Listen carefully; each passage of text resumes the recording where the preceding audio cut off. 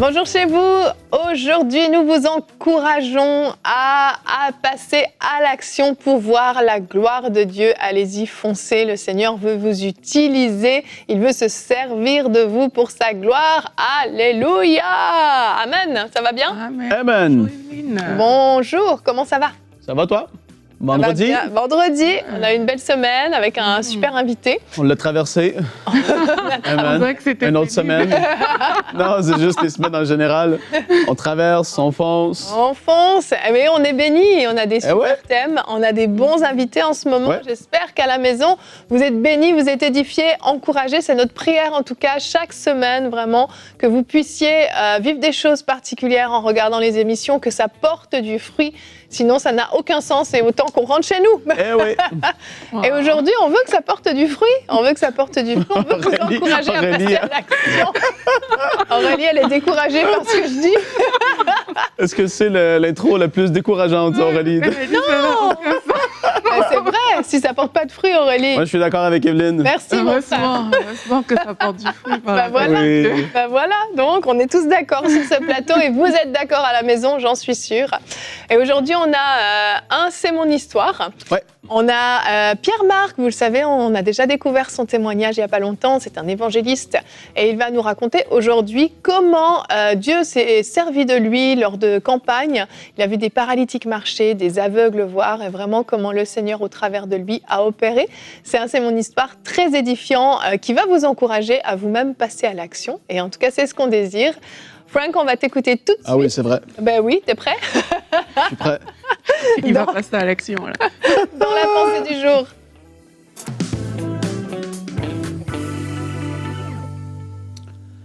On parle de passer à l'action pour le Seigneur. Et en fait, je vais lire mon verset avant, puis après, je vais raconter une histoire. Marc 16, versets 19 et 20. Le Seigneur m'a parlé cette année par rapport à ce verset. On a fait des émissions sur des révélations récemment, un peu sur comment que des fois le Seigneur nous parle. Et après ça, on le dit à quelqu'un d'autre et que la personne va te dire « Ah, c'est bien, que le Seigneur te bénisse. » Parce qu'eux, ils n'ont pas reçu cette révélation. Et mais que toi, ils ont pas mais toi, c'est vivant. Et en fait, ce passage, le Seigneur m'a parlé dans Marc 16, versets 19 et 20. Le Seigneur, après leur avoir parlé, fut enlevé au ciel et il s'assit à la droite de Dieu. C'est pas ce passage, c'est le prochain. Et ils s'en allèrent prêcher partout. Le Seigneur travaillait avec eux et confirmait la parole par les miracles qui l'accompagnaient. Ils s'en allèrent, les apôtres, prêchaient partout et le Seigneur travaillait avec eux. C'est énorme de se dire que lorsqu'on sert le Seigneur, il travaille avec nous. Parce que parfois, on a cette pression de se dire, c'est tout sur moi, c'est ma foi qui va faire que tout va se passer. Et oui, le Seigneur fonctionne à travers notre foi. Les dons de l'Esprit manifestent parce qu'on a foi que le Seigneur peut les manifester, etc. Mais quand on se dit, le Seigneur, il est comme là à mes côtés et il travaille. Quand tu prêches, ou que, en tout cas, moi, je prêche dans une salle, le Seigneur, il est en train d'agir par l'Esprit, par son Esprit. C'est pour ça que, justement, dans les Actes, on voit que le Saint-Esprit a été appelé l'Esprit de Jésus. Jésus qui est à l'œuvre, il travaille avec nous. Et alors que je faisais des réunions de jeunesse, quand je commençais tout juste à prêcher, là, l'année, c'est l'année... je suis plus sûr. 1850. 1853. Non, je crois que c'était en 2009. Je faisais une réunion et j'étais en train de me préparer dans l'église, dans le sous-sol de l'église. Et alors que je suis sur le point de monter en haut pour prêcher, j'entends le Seigneur me dire, et j'avais tout mon message de préparer, j'étais fier et tout. Et là, l'église, la petite église était pleine de jeunes et jeunes adultes de 15 à 25 ans principalement. Et j'entends le Seigneur me dire, quelqu'un veut se suicider et cette personne-là est là ce soir. Wow. Et là, je fais « wow ». Parce que qu'est-ce que tu fais avec ça? Je me dis « OK, Seigneur ». Et je suis en train de monter les escaliers. Je me rappelle, c'était un moment qui m'avait marqué. J'avais fait « wow ». Parole de connaissance comme ça. Et là, je suis monté en haut et je voulais commencer à prêcher. Les jeunes, c'était dynamique et tout. Et là, je commence à vouloir prêcher. Là, j'étais plus capable, en fait. Je commençais, tu sais, quand le Seigneur te parle, te montre quelque chose, tu dois le livrer, en fait. Tu dois le dire. Et là, j'étais devant tout le monde et je dis, j'ai envie de prêcher, mais le Seigneur m'a parlé, il y a quelqu'un ici qui est sur le point de passer à l'acte. Et là, pendant que je dis ça dans la foule, une jeune femme, elle était dans la vingtaine, elle se met à pleurer. Elle commence à pleurer. Je dis, avance-toi, le Seigneur veut te libérer. C'est le Seigneur qui le fait. Comme on l'a lu, le Seigneur travaille avec nous. Tu vois, le Seigneur m'a parlé par son esprit. Et après ça, c'est lui qui agit alors qu'on fait juste obéir. La jeune, elle s'était avancée, elle pleurait, elle a commencé à tousser, etc. Le Seigneur l'a libérée ce soir-là. Et en fait, quand tu dis, mais à un moment donné, il faut oser passer à l'action. Quand le Seigneur nous appelle, et on est tous appelés en tant que ses enfants, à être utilisés par lui. On en a parlé dans tellement d'émissions. Bonjour chez vous. Le Seigneur ne fait pas du favoritisme. C'est pas juste pour les 5 ministères. C'est tout le monde. On doit se dire, le Seigneur veut faire de quoi à travers ma vie? Seigneur, qu'est-ce que tu veux faire? Comment est-ce que je peux te servir cette semaine? Une simple prière comme ça. Seigneur, pour qui est-ce que tu voudrais que je prie? Et à un moment donné, j'ai envie de pousser quelqu'un à dire, au lieu de juste prier dans ta chambre pour une personne, appelle la personne et prie pour cette personne peut-être au téléphone. Ouais. Commence à vraiment... Tu sais, quand on dit qu'il y a une puissance, quand le Seigneur dit « Voici les miracles qui accompagneront ceux qui ont cru », ils vont imposer les mains, c'est-à-dire que c'est fort le fait d'être là et de pouvoir poser sa main, prier pour quelqu'un, peu importe la situation. De oser aller à un autre niveau que de rester juste, tu vois ce que je veux dire, hein, vous comprenez? De juste dans ma petite vie spirituelle, moi et le Seigneur. Mais là, le Seigneur, il t'appelle à oser et à prier pour et avec une personne ou des personnes. Et donc aujourd'hui, je t'encourage, le Seigneur travaille avec nous alors qu'on le sert, alors qu'il nous montre des réalités, alors qu'il peut nous montrer un songe. « Oh Seigneur, je dois agir par rapport à cette chose-là. » Et que le Seigneur, je veux prier, on peut prier tout de suite les filles, parce qu'il va y avoir, c'est mon histoire tout à l'heure, de quelqu'un qui a osé aller de l'avant, qui a pris l'avion, il est allé loin, mais il a vu la gloire de Dieu. Et aujourd'hui, Père, je veux prier que même si, tout comme nous, on est ici sur ce plateau, ces personnes-là qui nous suivent sont dans leur maison, je veux prier qu'ils puissent oser aller de l'avant. Je prie qu'ils soient comme fortifiés, qu'ils aient quelque chose en eux qui puisse naître. Je prie qu'il puisse y avoir une motivation, qu'il puisse y avoir un désir, un zèle de pouvoir aller de l'avant et de oser croire ta parole pour tout ce qu'elle dit concernant le fait que tu veux nous utiliser. C'est ton désir, c'est ta volonté. Fortifie-les, Seigneur. Au nom de Jésus, je prie qu'il puisse y avoir le courage d'aller de l'avant. Parce que certains parmi vous, alors qu'on prie, il y a des personnes qui vous viennent en tête. Il y a des choses que le Seigneur vous avait dit il y a des mois, des fois. Et là, il vous pousse encore et il dit, c'est pas trop tard. Vas-y, accomplis, agis sur cette parole que je t'avais donnée parce que je vais être avec toi. Amen. Seigneur, je te prie que tu puisses donner et qu'ils puissent être encouragés dans leur foi. Rempli de courage, rempli d'hardiesse. Au nom de Jésus, on te prie, Père. Merci pour ta grâce. Amen. Merci, Frank. Amen. Super pensée. Et j'aime trop le verset duquel tu as une révélation. C'est un de mes versets préférés. Je le trouve tellement rassurant, ce verset. Le Seigneur travaillait avec eux. À ce ça enlève la moment-là, pression. les disciples sont seuls. Ils ont passé 3 années avec Jésus. Jésus les avait envoyés. À un moment, ils sont partis seuls, mais Jésus était encore là. Ils sont venus revoir Jésus. Ils lui ont parlé de ce qu'il vivait. Il y avait cette proximité. Et là, Jésus est monté au ciel, ils l'ont vu s'en aller, ils se retrouvent seuls. Et de savoir que Jésus travaillait avec eux, c'est tellement rassurant. Et aujourd'hui encore, Jésus travaille avec nous. Et on va rester sur les disciples, parce que notre verset du jour nous en parle. Acte 5, verset 16. Une foule de gens accourait aussi des villes voisines vers Jérusalem. Ils amenaient des malades et des personnes tourmentées par des esprits impurs, et tous étaient guéris. Et j'aimerais rajouter, parce que le Seigneur travaillait avec eux. Et en fait, ma pensée pour cette émission, c'était vraiment de pouvoir vous encourager à savoir que si les disciples ont porté tellement de fruits, c'est justement parce qu'ils savaient que ce n'était pas eux, que ça ne dépendait pas d'eux, mais ils savaient que le Seigneur était avec eux. Ils avaient été enseignés, leur mentalité était claire. Jésus avait été clair, il avait dit « je vais m'en aller, mais vous allez faire des choses encore plus grandes parce que je m'en vais auprès du Père ». Donc il y avait quelque chose de puissant. Ils savaient que Dieu les avait équipés, que Jésus-Christ était avec eux malgré tout, et ils ont foncé. Ils ont posé des actions s'attendant à ce que Jésus lui-même va se porter le fruit, en fait. Il y avait ce travail en équipe. Complètement. Et le Seigneur confirmait la parole qui était annoncée. Ça démontrait que c'était la vérité. Exact. Et c'est pas différent aujourd'hui. Donc, ça n'annule pas les enseignements excellents sur l'autorité du croyant, que oui, on a une autorité avec le nom de Jésus, mais justement, c'est Jésus et c'est son nom. C'est ça. Et ça n'enlève pas l'enseignement sur la foi, oui, avoir une grande foi, croire Dieu pour de grands... Tout ça, c'est des... Mais quand on se dit c'est le Seigneur, en fait, et c'est à cause de lui, c'est à cause de son nom, c'est à cause de son œuvre, c'est à cause de lui, sa puissance, ça fait comme, wow, j'y vais avec foi, mais je sais que tu travailles avec moi, et ça fait toute la différence, c'est énorme. Et donc, racontez-nous donc des histoires, les filles, un peu, là, sur comment ça s'est passé. Une des premières fois, surtout Aurélie, tout à l'heure. Il y a une chose que j'ai vécue un jour dans la ville à Granby, où on est. Je me rappelle, ce matin-là, j'aspirais au don de l'Esprit. Et ce matin-là, t'as vu comme t'as dit que Dieu t'a dit qu'il y avait quelqu'un. Ma main a commencé à trembler et mon pied, mais je ne savais pas pourquoi. Jusqu'à ce que j'accepte que Dieu me montre quelqu'un. Il y a une pensée qui est venue comme « Ah, mais Dieu me montre quelqu'un qui tremble des mains et des pieds. » Et puis là, j'ai pris un taxi, j'allais à la banque, je n'avais pas ma voiture.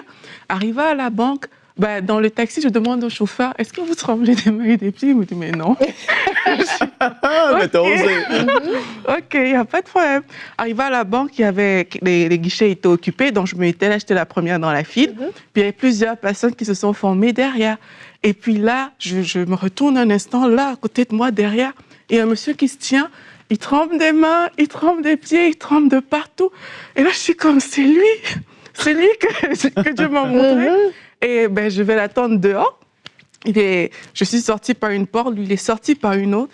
Et puis là, je l'ai vu sortir. Lui, comme il était, je pense qu'il devait être handicapé, donc il avait vraiment une place réservée. Donc, il était dans sa voiture et moi, je cours. J'arrête sa portière qui voulait se fermer. J'étais je savais même pas ce que je faisais, en fait. Et puis, je lui ai dit, je crois que Dieu m'a parlé de vous aujourd'hui. Est-ce que vous voulez que je prie pour vous? Et il me fait... Oui, et puis là, j'ai demandé si je peux mettre ma main sur lui, et puis j'ai prié pour lui. Il a claqué sa portière, il est parti. Ah ouais? Oui. Mais t'as obéi. Je ne sais pas ce que cet homme est devenu, je ne sais pas ce qui s'est passé. Sincèrement, j'avais l'impression d'être une folle ce jour-là. Et parfois, c'est ça, c'est qu'on fait des choses, c'est comme si c'est fou, mais c'est pas dans mon naturel de courir vers les personnes et de tenir... leur portière, mais c'est une façon de dire aux gens, il faut oser vraiment. Exact. Dieu, il fait ce qu'il veut en fait, mais il faut oser le faire. Et quand on a cette disponibilité, je crois que c'est comme ça qu'on va vivre de grandes choses aussi avec Dieu, parce qu'on a ce cœur-là. Mais j'ai eu peur ce jour-là. Tu m'étonnes. Je crois qu'en fait, il y a quelque chose qui aide beaucoup. Pendant longtemps, moi, je me suis dit, Dieu peut se servir de quelqu'un d'autre comme si moi, j'avais pas assez, en fait. Donc, il y en a d'autres. Et un jour... il est arrivé quelque chose, une sœur vit un moment difficile, sa petite fille est à l'hôpital et elle est vraiment entre la vie et la mort. C'est très, très critique. Et donc, elle m'envoie le message qu'elle a envoyé à plusieurs amis pour demander de la prière. Moi-même, je transfère le message même à Annabelle à l'époque pour lui dire, est-ce que tu peux prier pour cette petite? Et puis, moi, je suis là dans ma voiture et je commence vraiment à prier. Et puis, j'ai vraiment un fardeau pour cette petite. Et tout à coup, j'ai un verset biblique qui monte dans ma tête vraiment assez fortement. Mais je veux dire, c'est un verset qui est très connu. L'ange de l'Éternel campe autour de ceux qui le craignent. Bon, c'est un verset qui est très connu. Je m'arrête sur le bord de la route, je me dis, je vais quand même lui donner. Donc, je prends mon téléphone, je lui envoie par texto simplement le verset. J'ai juste envoyé le verset, c'est tout. Je l'envoie comme ça. Puis le temps a passé, la petite allait vraiment mieux, elle est sortie de l'hôpital. Et puis, j'ai repris contact avec cette sœur il n'y a pas si longtemps. Et là, elle me dit, mais tu te rends pas compte quand tu m'as envoyé ce verset ? J'étais tellement découragée et je disais au Seigneur, mais Seigneur, je comprends pas, je te crains, mon mari et moi, on te craint, et pourquoi tu permets ça? Et ce verset est venu lui donner la foi. Le lendemain matin, elle a eu une visitation angélique qui l'a fortifiée. Elle a eu la foi pour sa petite fille, elle avait la conviction elle m'a dit, ce verset a bouleversé toute ma vie. J'ai dit, un verset comme ça, une petite chose, une petite action qui a été posée a fait toute la différence. Faut pas minimiser, en fait, les choses que Dieu veut faire au travers de vous. En fait, n'importe qui, vous êtes enfant de Dieu, Dieu veut vous utiliser à plusieurs domaines, dans plusieurs dimensions. Il faut simplement être obéissant, comme tu l'as été Aurélie, comme tu l'as été Frank, comme je l'ai été avec ce verset. Des petites actions peuvent des fois avoir de grands impacts, des choses qu'on ignore même. Et je vous propose maintenant de regarder comment une grande action pour le coup, puisque c'était vraiment une campagne d'évangélisation qu'a fait l'évangéliste Pierre Marc. Je vous laisse regarder comment ça a apporté un grand impact.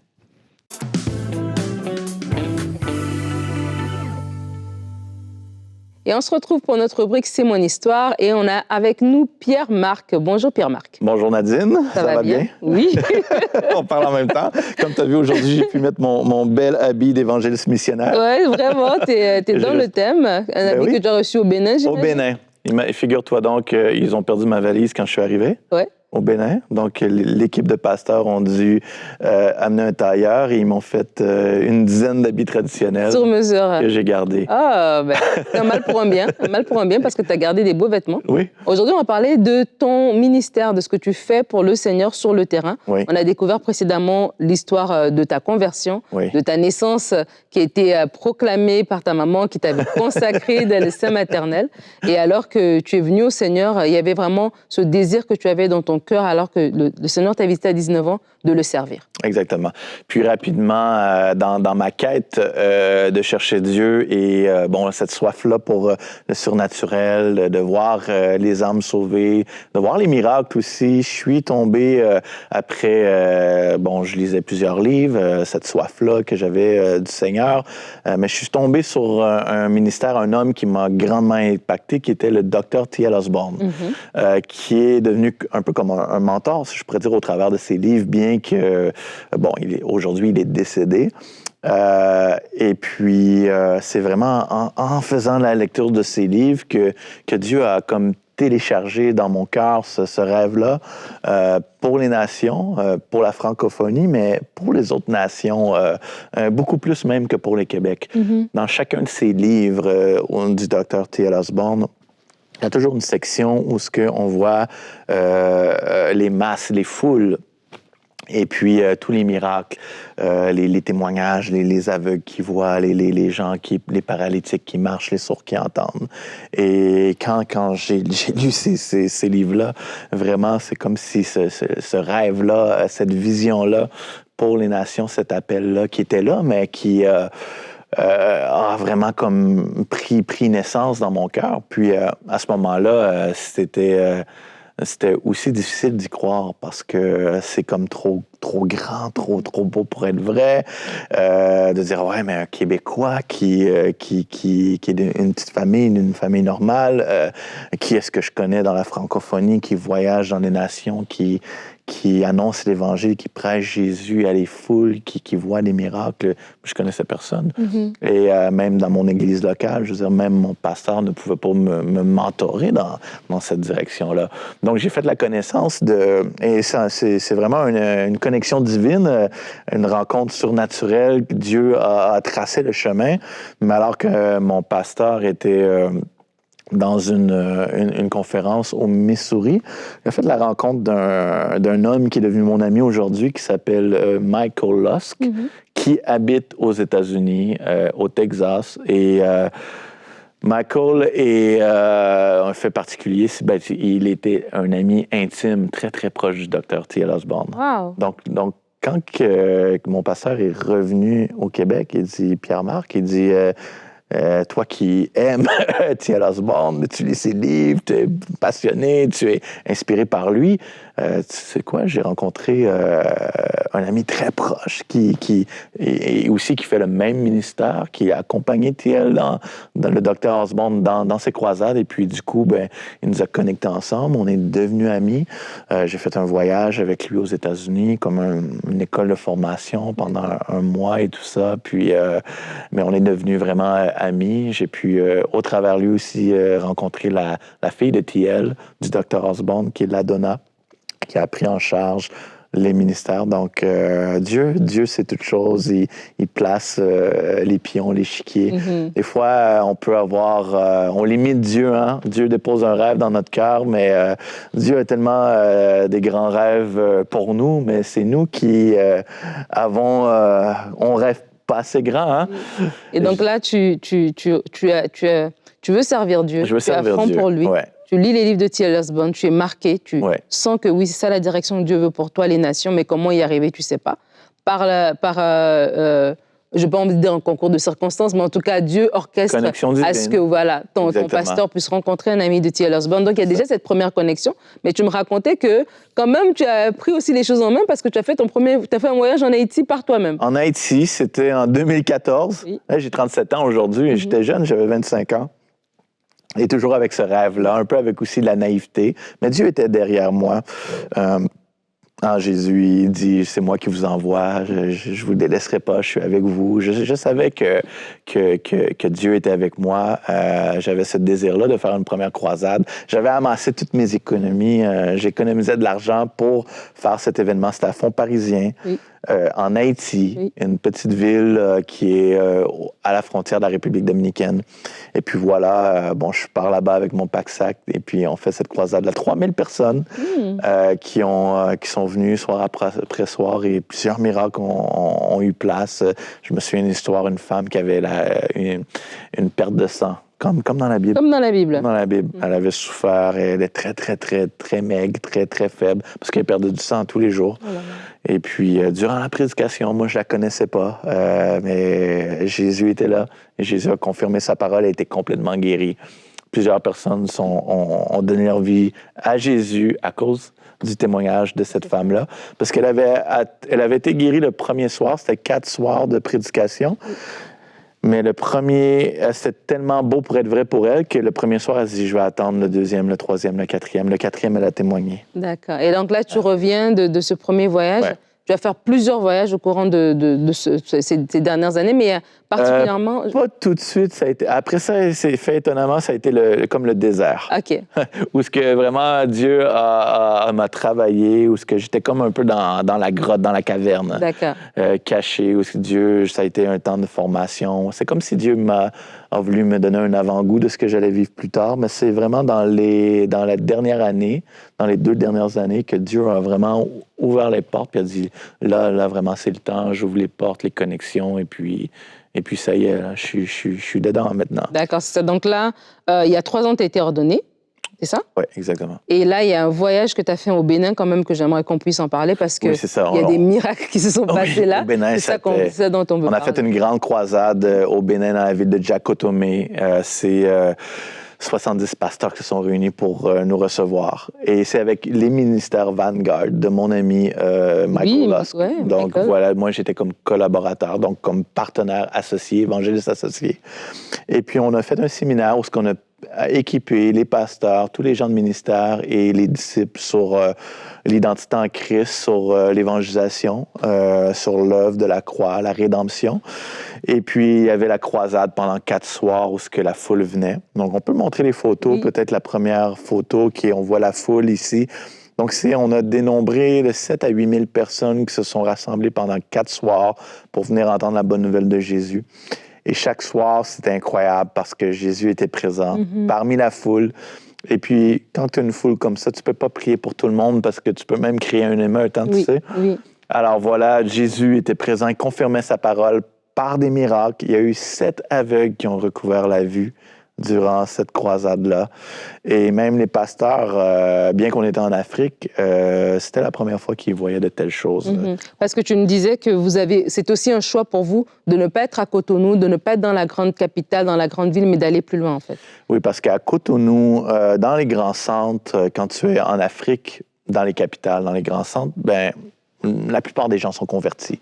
Les gens connaissent Jésus. Donc, notre cœur, mon cœur, c'est vraiment d'aller faire des grandes croisades, peut-être pas dans l'ampleur de Daniel Kolanda, des Renan Banki, mais d'aller dans les villes plus éloignées. Okay. Donc, Djakotomé était à 3 heures de la capitale. C'est une ville de 140 000 habitants. D'accord. Donc, voilà. Et là, il y a 10 000 personnes à peu près dont tu dis, sur 140 000, 8 000 à peu près sur 140 000, c'est un bon nombre. Ce qui est très bien. Ce qui est très bien. Et tu parles de guérison, tu parles d'aveugles qui ont On peut voir une des photos, la photo suivante, si on peut l'afficher, c'est un jeune homme qui était... ce jeune homme-là que vous voyez à l'écran, lui était aveugle depuis 6 ans. Depuis qu'il avait 6 ans. Et là, il est venu... Depuis 6 ans. Depuis 6 ans. Ça faisait 6 ans qu'il était aveugle. 6 ans. D'accord. Et là, il est venu à la Réunion. Comment ça s'est passé? Il est venu à la Réunion. Il a entendu la prédication. Et notre rôle, c'est simplement de prêcher Christ, de mettre le focus sur Jésus, d'annoncer Jésus, qui est le même, qui est vivant. Et puis, la foi est venue dans son cœur. Et quand il est arrivé la prière de la fin, soudainement, Jésus a ouvert ses yeux. Il s'est mis à voir. Et il est venu témoigner son miracle devant tout le monde. Et vous équipez aussi les gens sur place, parce que tu me disais que vous aviez donné des radios, c'est ça, à des événements? On a équipé, parrainé plus de 20 évangélistes. On voit cette photo-là. Et c'est une des choses que je suis fier. Donc, sur les 20, moi-même, les gens qui ont soutenu mon ministère, sur les 20 systèmes de son, j'ai pu en financer 10. OK, wow. Michael Lusk a financé les 10 autres. Mais ce qui réjouit vraiment mon cœur, c'est que même après notre départ, ces évangélistes-là partent avec les systèmes de son. C'est des systèmes de son amplifiés avec batterie autonome. Okay. Eux, ils vont dans les coins reculés, dans les montagnes, dans les jungles, dans les marchés, là où nous, on ne peut pas aller. Et ça leur donne vraiment le mandat et la possibilité de dire, c'est quoi, on ne dépend pas des Occidentaux, mais vous avez le même Saint-Esprit, vous avez le même mandat, vous avez Jésus-Christ, et Jésus va confirmer votre message en allant et en prêchant. Et chaque jour, je reçois des textos de gens qui se convertissent à cause de leur œuvre. Et puis, une chose, quand on voyait la foule, que je voulais dire, on termine là-dessus, mais dans cette croisade-là, on a dénombré 1116 décisions pour Christ. Wow! C'était incroyable. C'est incroyable. Et justement, tu parles de tout ce que vous voyez sur le terrain. Il y a quand même une petite vidéo. Tu nous as fait un beau petit montage de ce que tu vois sur le terrain, notamment dans ce voyage en particulier que tu as fait au Bénin. Donc, je vous laisse découvrir la vidéo qui récap un peu les différents miracles que Pierre-Marc a vus sur le terrain. Éternel, je viens à toi aujourd'hui. J'ai entendu la bonne nouvelle de Jésus-Christ.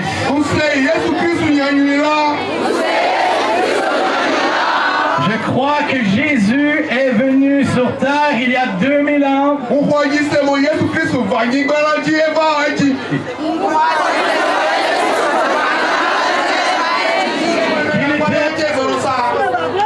aux gens. Vous marchiez comme ceci.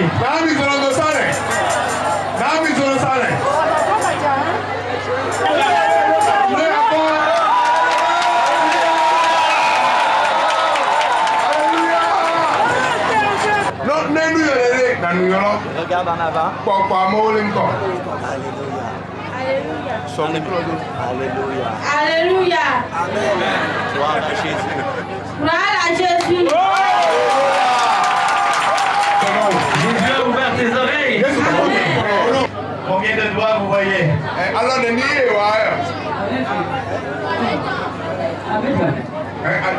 Yeah.